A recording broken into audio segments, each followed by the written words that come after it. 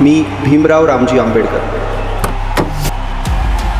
जो धर्म माणसाला माणसापासून तोडतो, जो धर्म असमानता आणि अपमान शिकवतो, त्या धर्माचा आज मी त्याग करतो. आजपासून मी माणुसकीचा, समतेचा आणि करुणेचा धर्म स्वीकारतो. हा धर्म गुलामगिरीचा नाही, हा धर्म मानवतेच्या विजयाचा आहे.